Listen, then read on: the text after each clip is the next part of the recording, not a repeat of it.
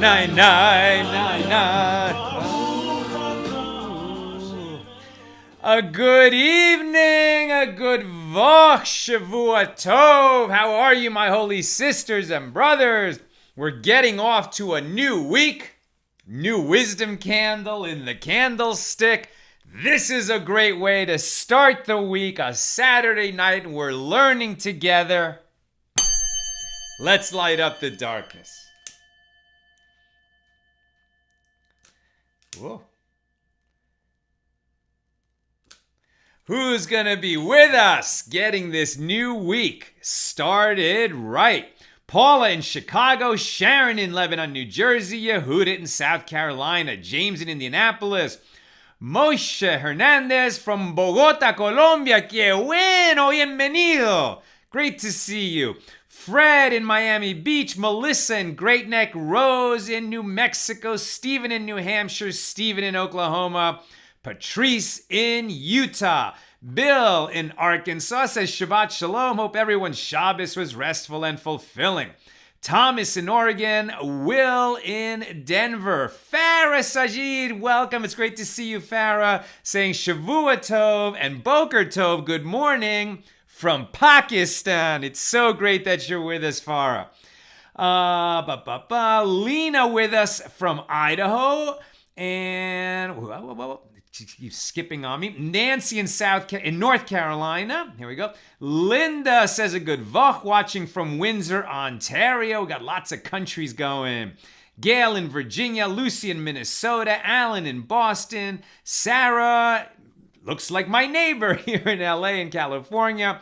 Robert in Ohio. Charles says Shavua Tov. Nicholas with us from Portland, Oregon. Babs from Queens, and Sheila in Montana. Welcome, everybody. Great to be with you.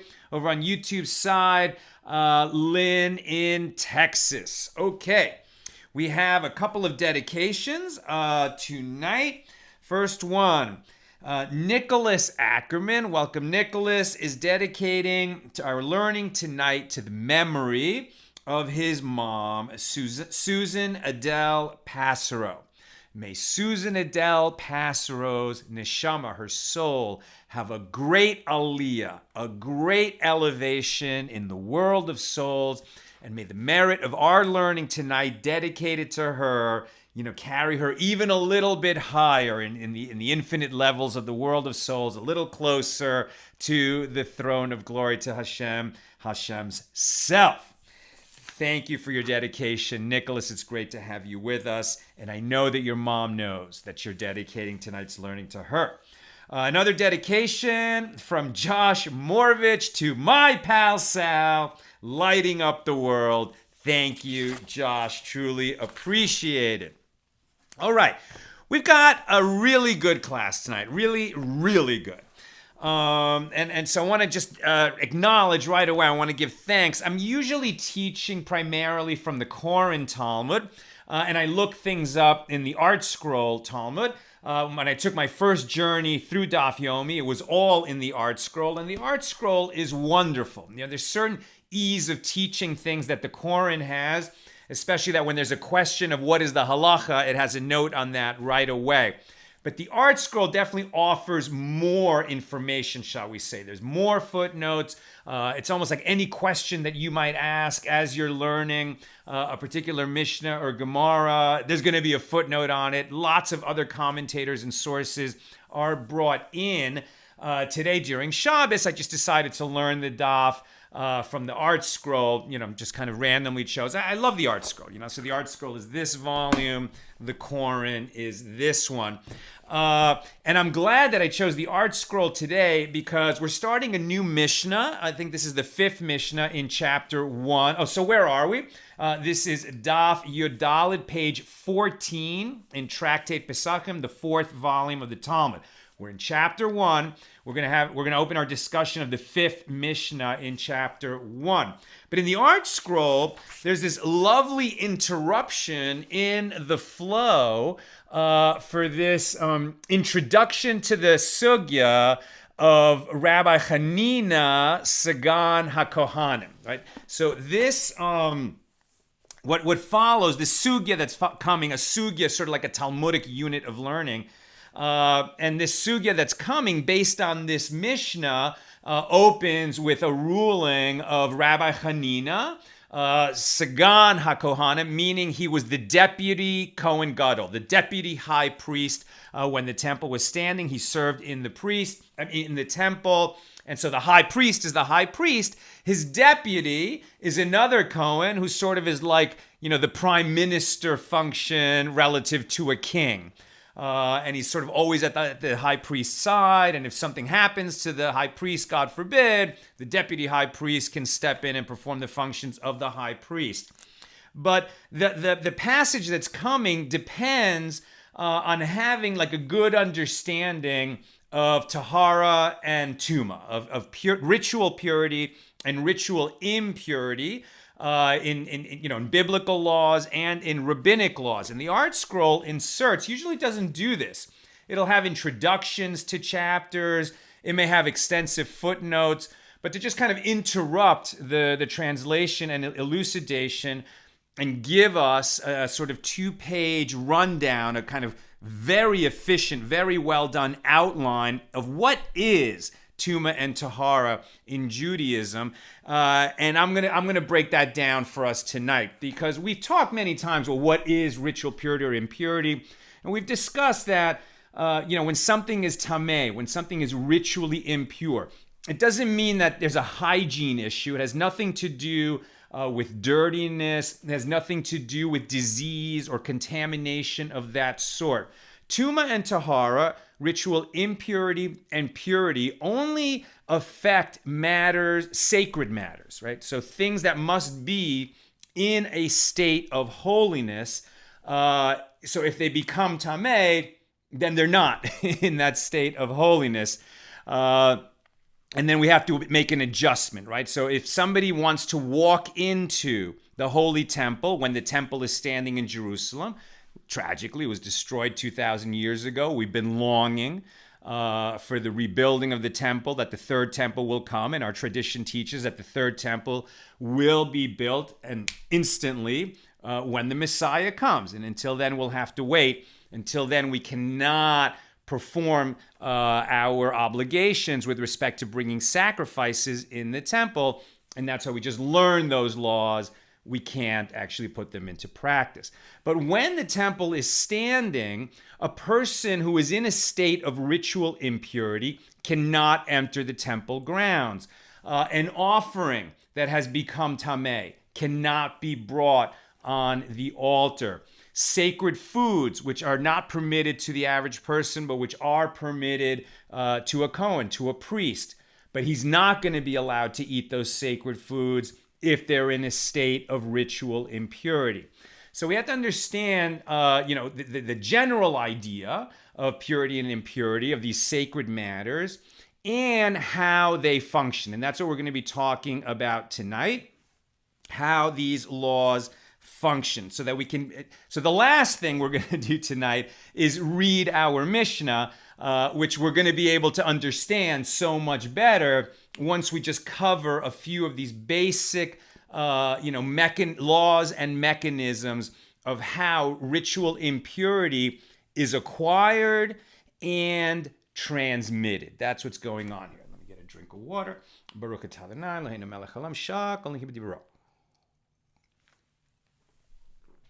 That's a blessing in Hebrew. Blessed are you, Lord our God, ruler of the universe, by whose word everything comes into being. That's the blessing we say before we drink water. All right. So let's get into this. Very good. So why is this coming up now? So we've been talking about preparing for Passover. And this whole chapter has been about what we do on the day before Passover when we remove the chametz, the leavened bread and other leavened products from our homes. And then we search for it on the night of the 14th. On the morning of the 14th, we can still eat it. And then about midday, on the 14th of the Hebrew month of Nisan, Passover starts that night on the 15th. But at the midday, generally we remove the chametz from our possession. And usually that's done by burning. You burn the chametz. You can also, these days, most people will sell their chametz to a non-Jew, so it's removed from their possession. Nevertheless, they will still take at least some chametz and burn it in a fire on the day of the 14th so that they can go through this traditional destruction of chametz. The question that's going to come up is, well, when you're burning the chametz, what are we going to do about teruma? That the chametz of teruma. So teruma is part of the tithe of grain and other food products that are grown in an agricultural society, and then we set it aside to give it to the priest, and only the priest is going to be able to eat it. Once it's set aside for a priest, it acquires holiness, right? So teruma is consecrated. It is a holy food that only a priest can eat. And recall that who are the priests, the Kohanim? They're the descendants of Aaron, Moses' brother. You can't become a priest. A priest it's not like other religions, right? So a priest in Judaism can only be inherited. They have certain obligations and privileges, but it is not something that you can become. You can become a great sage through hard work, but you can only be born a priest. When the temple is not standing, there's not much that Kohanim do. Basically, they're able to bless the Jewish people, and at certain holidays, at certain moments in the holiday, the Kohanim, the people who are in hereditary priests, will go in front of the room and recite a blessing over the people, and that's been their traditional role as defined in the Torah. But when the temple is standing, we also put aside these sacred foods that only the priests can eat, and they need to be in a state of ritual purity. They need to be tahor in order for them to eat it. If they become tameh, impure, then the priest cannot eat it, and it's going to have to be destroyed. It's going to have to be burned. So the question that's coming up with respect to Passover is, let's say we've got chametz that is teruma. So it's 11 foods that have been set aside for the priests. Only the priests can eat it. They have been trying to keep it in a state of purity so that they could eat it. But some of it became tameh, became ritually impure. That happens. When some of their teruma becomes impure, they're supposed to burn it at any time during the year. But now that we're on the eve of Passover, and let's say that there's 2 piles of teruma, and one is ritually pure, tahor, and the other pile of this sacred food, this teruma, fit only for the priests, is tameh, ritually impure. So the question is, can we just burn those in the same pile? They're being destroyed anyway.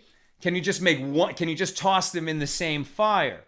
Why is that even a question? Sounds like, well, yeah, you're just destroying it. What difference does it make whether they get destroyed together or not? But it is a question because when you throw them in the same pile, before they burn up, so the impure teruma is going to touch the pure teruma, and before it gets destroyed, you're actually going to render it impure.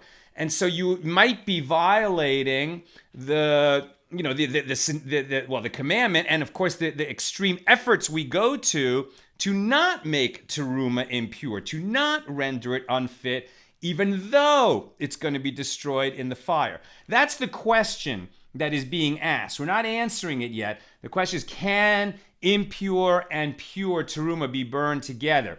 And to get at that question, we're going to compare it to other cases of sacred foods that have become unfit and whether they can be burned together or not. But for us to understand that discussion better, we're going to break down, it's kind of like simplify so we can really understand how does ritual purity, Tahara, and ritual impurity, tumah, function in Yiddishkeit, Judaism. So let's get into it. All right. We've already talked about that.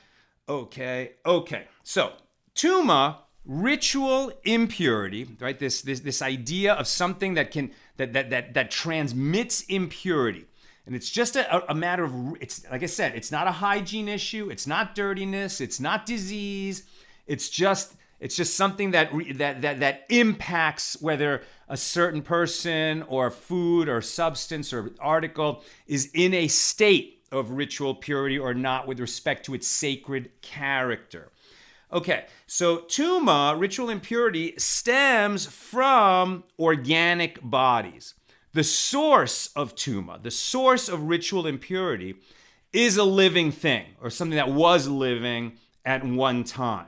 Right, so the only origin of tumah is only going to come from an organic body. From what? From a dead animal, from a dead person, from a live person, or from people who are experiencing certain irregular events. We're going to get into what those are. So something that is a source of tumah, where tumah originates, and from that source of tumah, from that source of ritual impurity, can be transmitted to other people and objects. A source of tumah is called an av hatumah, a father of tumah. That's a technical term, but it means a father of tumah. An av hatumah is a source of tumah. So what are examples of an av hatumah? First, a nevela. A nevela is a kosher animal that was not slaughtered in a kosher fashion, right? So what are kosher animals? The animals that we can eat. A cow, a sheep, a goat, all kinds of antelope and deer. But if they died of a natural cause, like a disease or an accident, or if they died because a hunter shot it with a gun or with a bow and arrow, then it would be a nevela. It was not slaughtered by a kosher butcher, so it's not going to be kosher to eat. And not only is it not kosher to eat, it is a source of tumah. So if you touch that, if a person touches that, he was tahor before, he was in a state of purity, there's no impurity on him, then he touches a nevela, he becomes tameh, now he has contracted ritual impurity, and before he could walk into the grounds of the temple, when the temple is standing, he would have to go through a purification process. We'll talk about that momentarily. Other sources of tumah, other examples of an av hatumah include a dead sheretz, right? So there's 8 creeping things that are listed in the Torah, creeping animals, and if one of them is dead and you touch it, okay, so then you would become tameh. A zav or a zava, so that is a man or a woman who has had some kind of a discharge from their sexual organ. Sometimes this is people are talking about nighttime emissions, seminal emissions. Sometimes in the Koran Talmud, they say that this is somebody who has gonorrhea and has some kind of a liquid discharge. But somebody who has had certain kinds of liquid discharge from their sexual organ is called a zav or a zava, male zav, female zava, and then they would become an av hatumah, a source of tumah. A nida, so that is a woman who's having her menses during the time of her flow, and during the 7 days afterward, after her flow finishes, she counts 7 clean days before she immerses in the mikveh and becomes tahor again. So during that whole period, she is a source of tumah. A metzora, so that's somebody who has sara'as, right? So we talked a little bit about that in the past. This was a certain outbreak of the skin. It's often translated in English translations of the Bible as leprosy, but it was not leprosy. It was a kind of skin condition that was related to a spiritual malady, and it really doesn't exist anymore. But when people had this kind of outbreak on their skin, so then they would be tameh, and they would be a source of tumah. They could transmit tumah to others. They would be an av hatumah. A woman who's just gone through the holiest experience really that exists for any human being, she's given birth to a child, but when she's postpartum, after she's given birth, she is in a state of tumah until she goes through a certain purification process, and during that time, she is in av hatumah. And then there is the ultimate source of tumah, and that is a human corpse, right? So a dead human body is not just an av hatumah, it's an avi avos hatumah, meaning the father of fathers of tumah. It is the ultimate source of ritual impurity, and a living person who touches a corpse becomes an av hatumah. Right? The reason it's called avi avos, father of fathers of tumah, is that the corpse, the tumah of a corpse, the ritual impurity of a human corpse is so strong that one who touches it is considered a source of tumah. Right? The source was the corpse, but a person who touches a corpse is considered like a source of tumah because the corpse itself is such a strong, potent transmitter that one who touches it then becomes an av hatumah, a source of tumah. What can become tameh? Not everything is susceptible to tumah. Not everything in this world can become tameh. Like a rock cannot become tameh. A tree cannot become tameh. What can become tameh? People. People can become tameh. Articles is what the Art Scroll says, by which includes, vessels, utensils, and clothing. The things that people use, that are manufactured by people and which they use, can become, like a saddle, even a tent, clothing. These are objects that can become tameh. And then food and beverages, right? And in our Talmudic journey, we're going to talk quite a bit more about this. Right now, we're really not talking about the particularities of how these things become tameh and to what degree. We'll talk a little bit about that. But, we're not going to get into the detail about it. With food, for example, in order for it to become tameh, it also has to come into contact with a liquid. But those are more specific rules we're not covering tonight. But the things that can become tameh, people, articles, which includes utensils, clothing, vessels, food, and beverages. Now, usually, when a person or object transmits tumah to another person or object, the person or object that receives the tumah receives it at a lower degree of tumah, a lower degree of ritual impurity than the one who transmitted, right? So something so for example, if something is a source of tumah, an av hatumah, and then it is touched by another object or person, so the one who receives tumah from the source of tumah is not a source of tumah.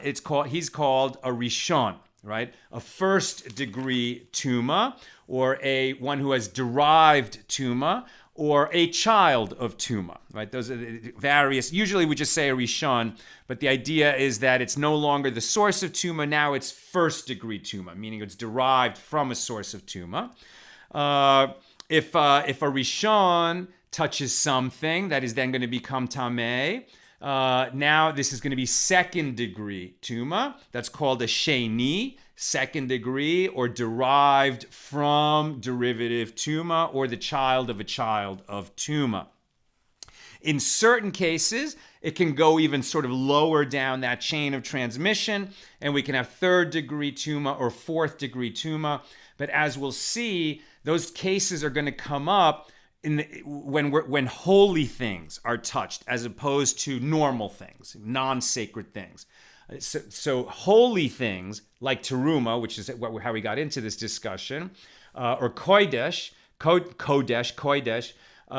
is things that are set apart to be brought into the temple and offered on the altar. Consecrated items that are going to be sacrificed, they have to be kept at an even higher level of purity, and therefore they are more susceptible to impurity, and something that wouldn't really affect a non-sacred object or person can have a disqualifying effect on teruma or on kodesh, right? So that's where third and fourth degree impurity comes in. We'll come back to that in a moment.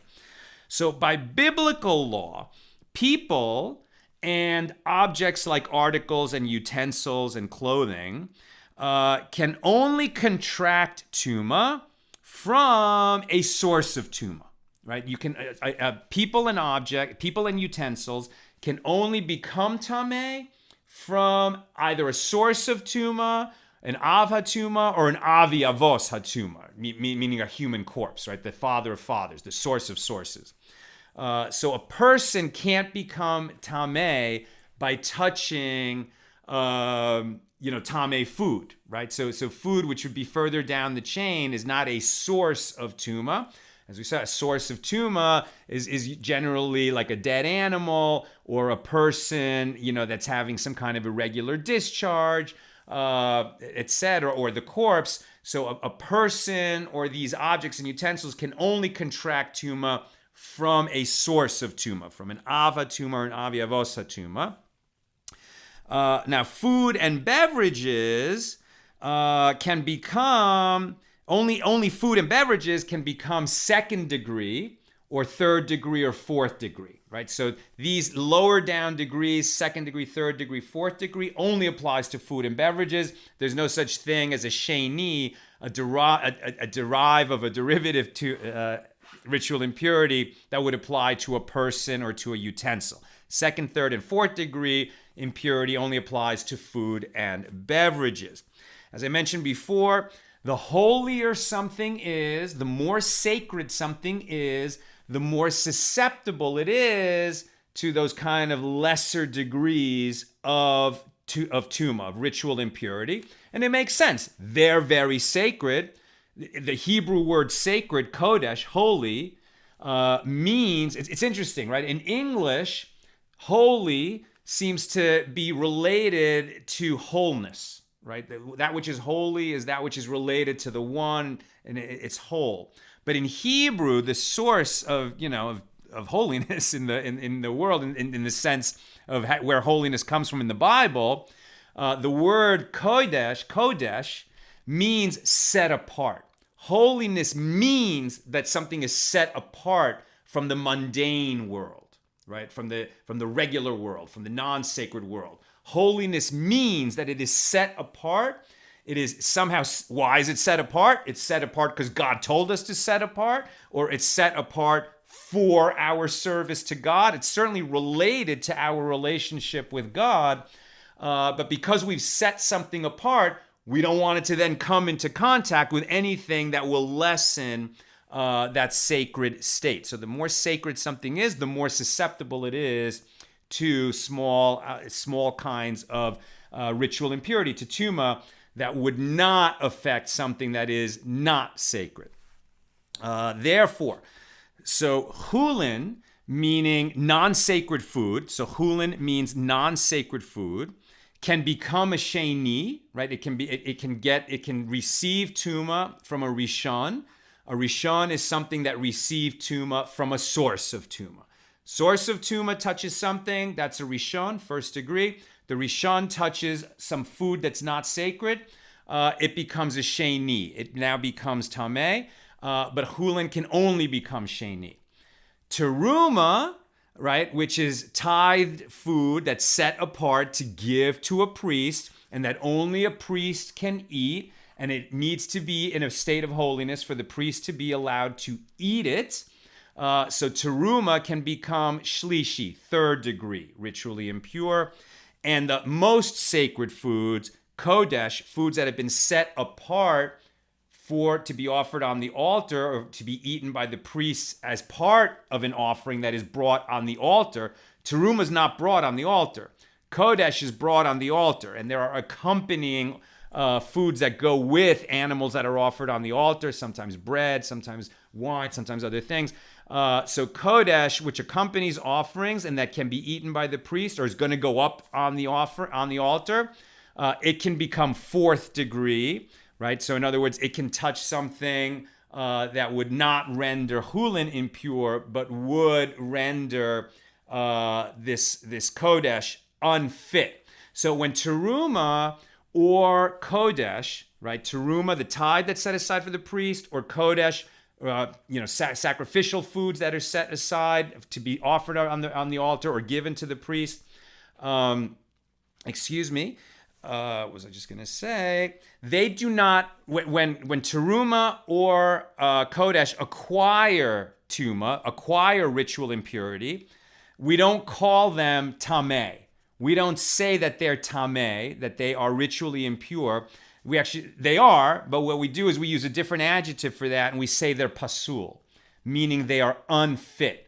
And the reason we say a different adjective is because when something is tameh, ritually impure, and tameh, it means that it can transmit its ritual impurity to something else that was tahor, that was pure before. Remember, pure doesn't mean holy. Pure just means it doesn't have tumah in it. So something that is tameh can transmit its ritual impurity. Something that's pasul is no longer fit for the priest to eat it. It's no longer fit to be offered on the altar, but it cannot transmit its tumah. It cannot transmit its ritual impurity.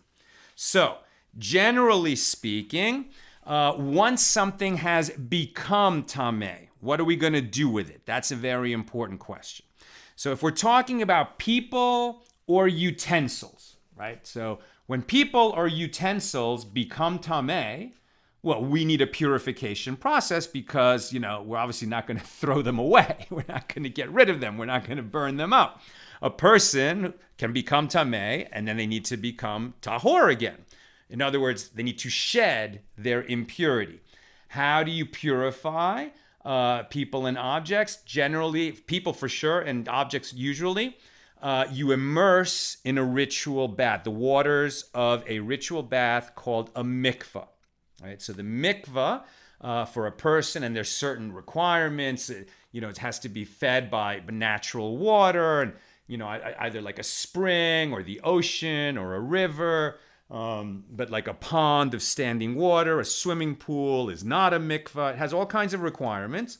But you immerse in the mikvah. So a person who is tameh immerses in the mikvah. And when he comes out of the mikvah, is he tahor? Is he no longer tameh? Yes and no. A person who immerses in a mikvah comes out, and now he is tahor with respect to chulin. He can no longer transmit tumah to non-sacred foods, right? So the person who was tameh, immersed in the mikvah, came out. If he now touches food, that food does not become tameh. But his purification process is not done until nightfall. Until nightfall, even though he's immersed in the mikvah, if he touches teruma, he will render it shlishi. He will give it third degree tumah, right? He's no longer tameh with respect to non-sacred foods, but the sensitivity of sacred foods like teruma for the priest is such that until this person completely finishes his purification process, he will still render teruma unfit if he touches it. During this state, when he was tameh, he went in the mikvah, he comes out of the mikvah, and now he's awaiting nightfall, because it says in the Torah that he shall become pure again when the day ends, right? When the new day begins. So you immerse during the day, and at nightfall, your purification is complete, and then you would be able to touch teruma and not render it tameh. During that period between the immersion and sunset, he's called a tevul yom, awaiting the end of the day. And then, if you're talking about, for example, a woman who gave birth, and then she sort of waits out a certain amount of time during which she's tameh, and after the days of her impurity pass, then she has to immerse in a mikvah to become tahor again, and bring an offering at the to the temple. And she immerses after she's counted her days, then she immerses in the mikvah. She's going to have to wait until nightfall, then she can no longer render teruma unfit. But the next day, she has to bring an offering. And until she brings that offering in the temple, she can still render kodesh, the most sacred foods. She can render them unfit if she touches them, simply because she hasn't completed her purification process. And so if she touched kodesh in that state, like same for a zav, a man who's had this kind of seminal emission, certain kinds of emissions, and would have to bring an offering to complete his purification. If he touched kodesh after his immersion and after sundown, but before bringing that offering, he would render the kodesh unfit with this 4th degree tumah, tumah revi'i, the 4th degree of tumah. He could still render kodesh unfit simply because he hasn't completed his purification. Okay, what are the consequences of being tameh? We've already mentioned a bunch of them as we've been talking. Again, something that is tameh, tumah only affects matters of sacredness, right? It's not like, a regular person walking down the street, gets touched by tumah and then, he's waiting for bad things to happen to him. No, it's just he's not going to be in that state. He can't enter the grounds of the temple. He can't touch things that are meant to be for the priest without disqualifying them. But it's not like, you feel anything when you become tumah. There were certain people who just took on themselves that they would make sure to only eat food that was in a state of tahara, in a state of ritual purity. But that's actually not commanded. That's like sort of being extra pious, and it is not necessary. So a regular person, a person who's not a priest, can eat food that is tameh, and there's no consequences for that. But tameh food cannot be consecrated to be brought as an offering. It can't be brought onto the grounds of the temple, etc. As I said, if a person who's tameh cannot enter the temple, a person who is tameh cannot touch kodesh, right? Foods that are set apart for sacrifices, cannot touch teruma, food that's set apart only for the priest to eat, cannot touch meiser sheni.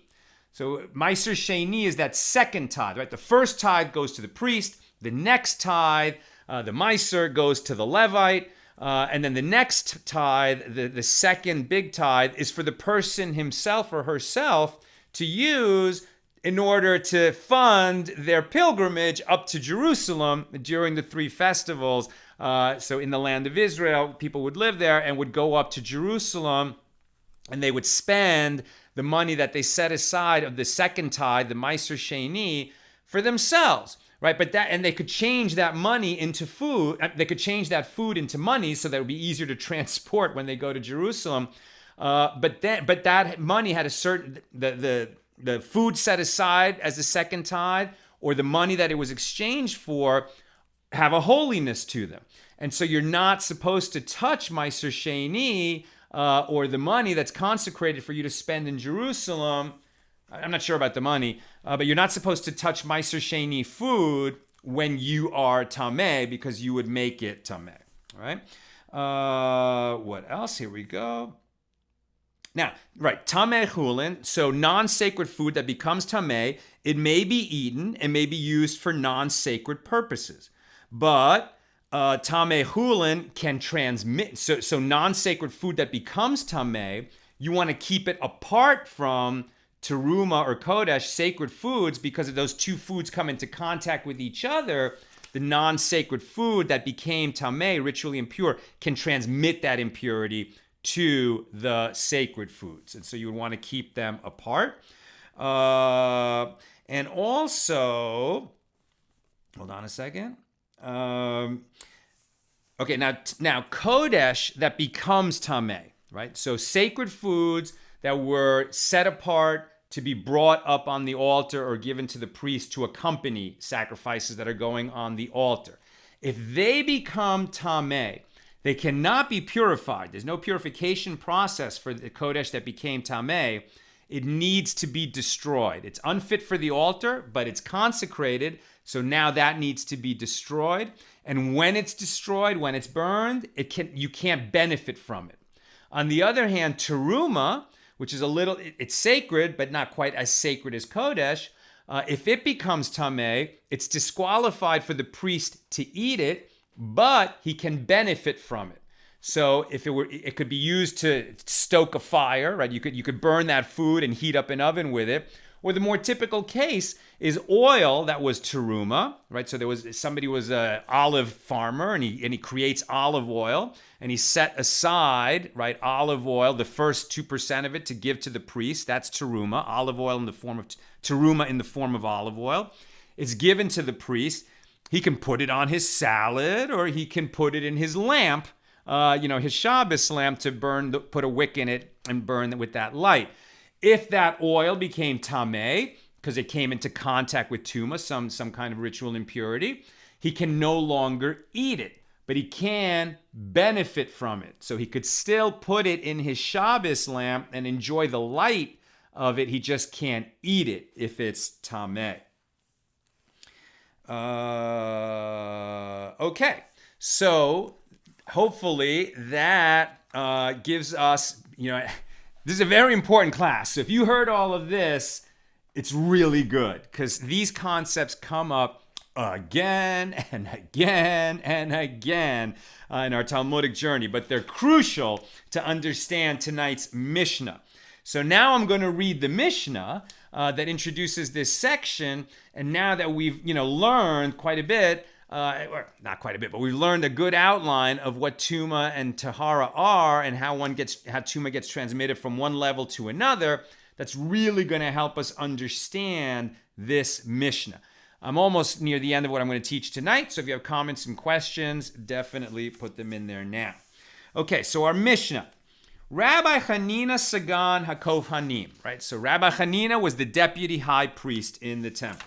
He says, in all the days of the Kohanim, meaning all the days that the priest served in the temple, never did they refrain from burning sacrificial meat, kodesh, that had been contaminated by a derived tumah, so that's going to be a rishon, together with sacrificial meat that had been contaminated by an av hatuma, a source of tumah, even though by doing so they added a degree of tumah to its previous tumah. Right, so the reason this is coming up now in our trip through, Pesachim, the laws of Passover, remember the underlying question is, can we take tameh chametz of teruma, right? Teruma that's set aside for the priest. Some of it is tameh, some of it is tahor. It has to be burned, all right, because it's chametz, it's leavened. And we're wondering, can we burn teruma in the form of chametz, set aside for the priest? It's leavened products, bread, let's say. Some of it is tahor, ritually pure. Some of it is tameh, ritually impure. We would normally keep those things apart because at all costs, we never want to allow pure teruma to come into contact with any source of impurity. Are we going to burn those things together? And we're going to derive the answer to that question by looking at how the priests handled tumah when they were disposing of sacrifices that became unfit in the temple. So Rabbi Hanina is telling us that in all the days of the priests serving in the temple, when they had unfit meat, right, unfit animal sacrifices that somehow between the time that the animal was slaughtered and the time it was going to be brought up on the altar, one meat that was, one animal part that was going to go up on the altar came into contact with an av hatuma. Let's say, a person who had touched a human corpse, then touched, this animal body part that was going to go up on the altar. So now it's contaminated because it touched an av hatuma, and the other, the kodesh was contaminated by touching a rishon, right? So this is somebody who touched someone who touched a corpse. So these two, body parts that were going up on the altar, they have different degrees of tumah. You would normally keep them apart because you never want to add to the degree of tumah, of ritual impurity, of something that even though it's no longer going to be able to be brought on the altar, still you never want to add to the impurity of sacred objects, especially Kodesh, the most sacred objects that had been destined for the altar. Nevertheless, he's telling us, but that's okay. We allowed them to be destroyed together, even though one was of a higher degree of impurity than the other. It didn't matter. They didn't refrain from burning them together, even though just before they were consumed, one would rise in its level of impurity by being brought into contact with the other. Rabbi Akiva added to this and said, in all the days of the Kohanim, never did they refrain from lighting oil of teruma that had become unfit through contact with a tevel yom. A tevel yom, right, is a person who had been tameh, immersed in the mikvah, and now is waiting until nightfall to complete his purification. If he was to touch non-sacred food, he would not render it tameh. But if he touches sacred food, like olive oil that was designated as teruma, he would render it a shlishi, right? He would give it third degree ritual impurity. Says Rabbi Akiva, the Kohanim, the priests, would never refrain from lighting their lamp, with oil of teruma that had become unfit through contact with a tevel yom, in a lamp that itself had been contaminated by one who was tameh from a corpse. So the lamp had touched a person who touched a corpse. The lamp is a rishon. The oil that's going to go inside is going to have shlishi, third degree purity. The lamp is first degree, right? First degree impurity. And normally you would not want to increase the level of impurity of any of the oil is third degree impurity. That's lower level, less impurity than the lamp. The lamp is it's only 1 degree removed from a human corpse. So when you put this oil in there, now you're destroying the oil, you're burning it, right? So when you're using it to create light, you're burning it, not eating it. And so Rabbi Akiva is telling us that they weren't concerned. Even though this oil of teruma is now going to go from third degree impurity up at least to second degree because it's in this lamp of first degree impurity, nevertheless, the priest did not refrain from increasing its level of impurity in this way. Rabbi Meir said, from their words, the words of Rabbi Hanina, the deputy high priest, and Rabbi Akiva, from their words we learn that we may burn the tahor chametz of teruma, right? The chametz of teruma that's in a state of tahara, of ritual purity, together with the chametz of teruma that is tameh, in a state of ritual impurity, on the eve of Pesach. So Rabbi Meir says we can burn those two kinds of chametz together that are teruma, and one is tameh and one is tahor. That's what Rabbi Meir says. Rabbi Yossi says, but this is not analogous. Rabbi Yossi continues, because Rabbi Eliezer and Rabbi Yehoshua, who disagree concerning a related issue, agree concerning the case of tahor chametz of teruma and tameh chametz of teruma, that they should be burned separately. Concerning what do they disagree? Why do they disagree about this issue? It is concerning suspended teruma. What is suspended teruma? I.e. teruma regarding which there is a doubt, whether it has been contaminated or not. This teruma is kept in a state of suspension. It may not be eaten because of the possibility that it is tameh, and it may not be burned because of the possibility that it is tahor. So it is kept suspended. With respect to suspended teruma, this is where they disagree. Rabbi Eliezer says that each should be burned separately, whereas Rabbi Yehoshua says that both may be burned together. Meaning Rabbi Eliezer holds that we are required to guard even suspended teruma from definite contamination.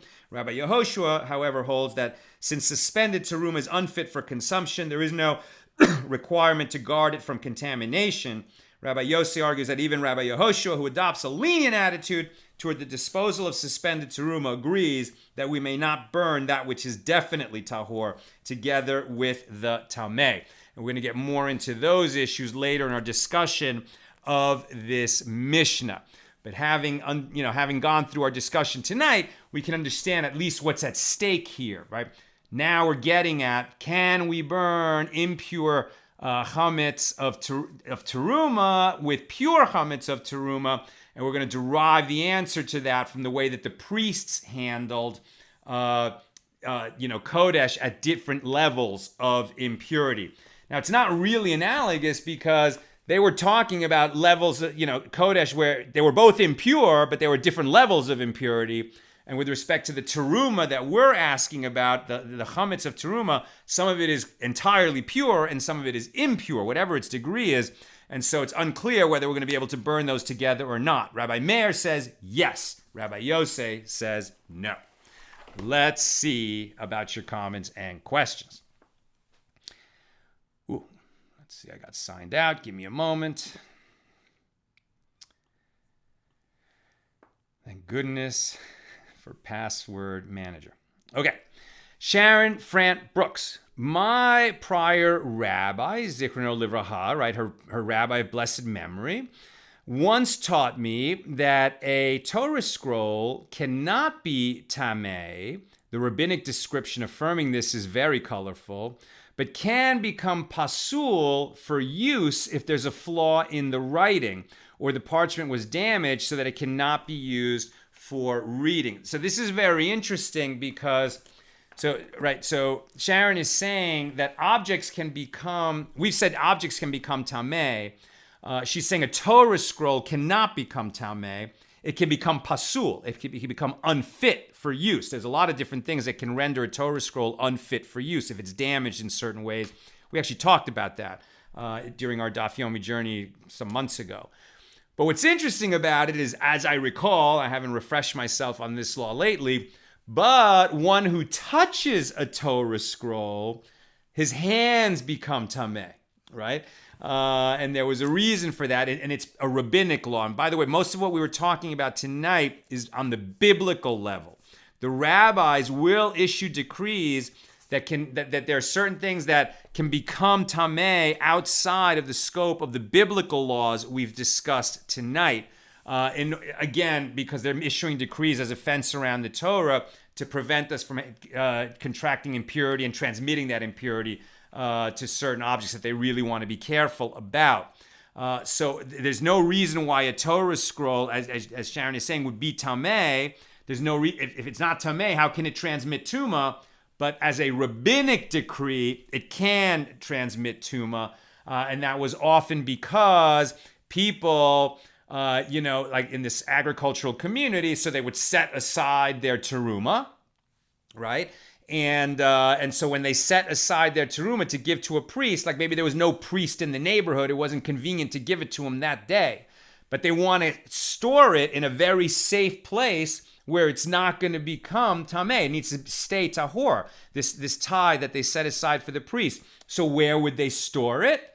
In the safest place nearby, which is where they kept the Torah scrolls. But that became a problem because now, this grain tie, the sack of grain that's set aside for the priest and is being stored next to the Torah scroll because it's, something that is so dear to us and so holy. But then, mice would go for the grain, and while they were eating this grain that should have been for the priest, and they might disqualify it there, so then they would also nibble at the Torah scroll and damage the Torah. So then the rabbis decreed that the Torah can transmit tumah if you touch it. So that then if you put the teruma next to the Torah, you would disqualify the teruma, and people should find a better place to keep it than alongside a Torah scroll. There's definitely other nuances to that story, but it was a rabbinic decree that a Torah scroll, it's so weird, right? We get that a dead body transmits ritual impurity. Why would a Torah, the holiest object in Judaism, transmit tumah? But it was out of these practical concerns that the rabbis made that decree. Lucy, what is the state of a priest who may not be ritually impure, but is morally flawed? For example, he stole. Does he become unfit to serve in the temple, but not tameh? Oh, that's such a good question, Lucy. I don't have an answer to that handy. Definitely, like if he commits a crime, I'm not sure exactly how they would deal with that. For example, however, a priest is not allowed to marry a divorced woman. It's just one of those laws that's in the Torah. And if he did, he becomes unfit to serve in the temple. He's not tameh, right? There's no ritual impurity associated with that. But it's sort of like, I think, aren't like kings of England not allowed to marry divorcees? So same thing. It was just a rule. He can't marry a divorcee. It makes him unfit. So, does he become unfit to serve in the temple if he's committed a crime and he gets disqualified? I just don't remember what the mechanism is for that. But it definitely wouldn't cause him to become tameh. That's definitely a different issue. Okay. If you touch someone who touches a corpse, are you tameh? Yes, right? So the corpse is the father of fathers of tumah. The corpse is the most, deadly, not deadly, but it contains the most powerful tumah. So that's why a person who touches a human corpse is considered a source of tumah, even though the corpse is the actual source of tumah. But a living human who touches a dead human becomes an av hatumah, a source of tumah. And if you touch him or he touches you, then you become tameh, but you're a rishon, right? So you're not an av hatumah like he is, you're a rishon, but you are definitely tameh, and you can further transmit that to foods. And then, there's a lot of rules of how tumah gets transmitted, not just by touching a person, but if you cause a person who's tameh to move. There's tumah of a saddle, where if they're sitting over something, the thing below them becomes tameh. There's a lot of rules like that. But yes, so the answer to the question is, a person who touches a corpse, if he then touches another living person, that second person is tameh, but not the same degree of impurity as the one who touched the corpse. Question from YouTube. Hold on. Okay, so this is a great question. How do you know if something is impure or not? You don't, right? You can't know just from looking at it. The only way to know that something is tameh is because you're aware of the circumstances. Like you are told or you witness that this person touched a corpse, or that person is a mitzorah. Is having an outbreak of tsaras. I mean, it's only because somehow you became aware that they are tameh. You don't feel different if you're tameh. It's purely ritual impurity. It's not hygiene. It's not a disease. It doesn't affect your health if you're in a state of ritual impurity. It just affects your relationship with sacred objects. So there's nothing visible about a person who's tameh.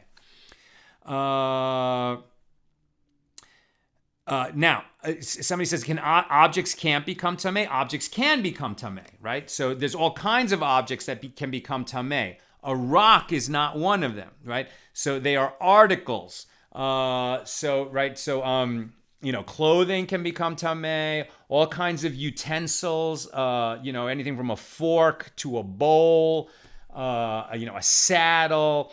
There's all kinds of sort of fabricated objects that can become tameh. And there's a whole body of law of, well, if it is tameh, can it be purified? And if it can't be, certain things can be purified, right? Like a metal can be purified. It can be purified through immersion or through fire. But certain things cannot, right? Like earthenware, I think cannot be purified. It needs to be destroyed. And then there's a question of, well, how much do you have to destroy it so that it becomes a new article that is no longer susceptible to tumah? And the rabbis had all kinds of decrees on that. But yes, objects can become tameh. And that means, right, we said that teruma and kodesh, if they contract ritual impurity, they become pasul, unfit for their holy use, but they do not transmit tumah. Something that is tameh has contracted ritual impurity and can transmit their ritual impurity. That's what it means to be tameh. And Sharon, if both the pure and impure are being burned fully, I am unclear why they can't be burned simultaneously. it's a great question. That's the question we're asking here. And the reason is, even though they're going to be burned fully, when they're tossed into that same pile together, right, before they are consumed by the fire, they touch each other, right? So the impure object, if it's going to go along with something that is sacred, like teruma, and is in a pure state, and now the impure teruma is going to touch the pure teruma. So before the fire consumes them both, the impure teruma is going to transmit its impurity to the pure teruma. Right? Now, you might ask, well, wait a minute, did we say that food can transmit its impurity to another food? Well, certainly when it comes to holy things, yeah. And we are at all times guarding holy things from becoming impure. So before the fire totally consumes them, the tumah is transmitted from the impure to the pure. And the question is, are we going to accept that in light of the fact that they're about to both be fully destroyed, just, maybe a few seconds, maybe a few minutes later? That's the question. We haven't answered it yet, but that's the question that we are asking. All right, my friends. It's great. This is tough stuff, right? This is Talmud. This right now you can say, oh, Saturday night, I was learning Talmud with Sal. Sometimes, we're doing sort of softer things, and it's really inspiring wisdom teachings, and sometimes it's just easier to get into, like, witness testimony in a murder case, etc. But understanding how purity and impurity, ritual purity and ritual impurity, tumah and tahara, are transmitted, from different kinds of people and animals and objects to others, and the impact on, sacred objects and sacred procedures within the temple and among priests and even today in certain matters is very important to understand, because if we don't get some kind of a grasp of these concepts, so much in the Talmud is going to be really, really difficult to follow. So if you were with us tonight, it's a good one. And if you know somebody who's following us and wasn't with us tonight, share this class and let them know, because this is like really important, kind of like Talmud 101, crucial to understand. That's what I've got for us tonight. You should be blessed in the merit of this great learning you've done tonight, to have a healthy, sweet, meaningful, joyous week. Amen.